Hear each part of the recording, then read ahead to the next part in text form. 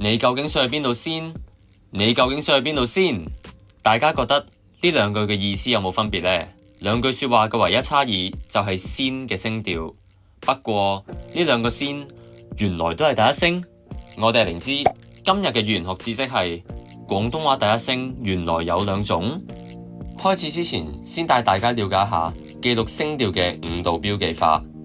以廣東話嘅斯、是、時為例，斯嘅調值明顯高過是，而是又高過時。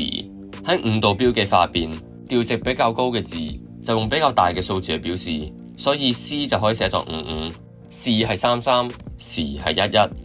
同時，如果調值有升降，亦都可以喺數字嗰度反映出嚟。例如時係35，翻到第一聲喺香港廣東話第一聲通常係讀作55嘅，即係高平。但係同時佢都有另外一個調值53，即係高降。喺極大部分情況之下，55調同埋53調都係自由變體，即係你讀成邊一種都唔影響佢嘅意思。而家53調呢個調值已經好少出現啦，但係其實我哋喺日常生活之中仍然會不知不覺咁用到，嗰個就係句尾助詞啦。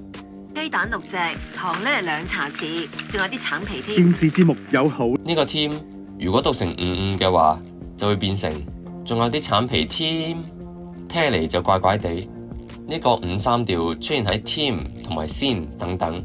另外，仇斯達嘅越難越愛都舉出過語氣詞嘅例子。挑，如果讀成挑，就聽嚟有啲白痴哦。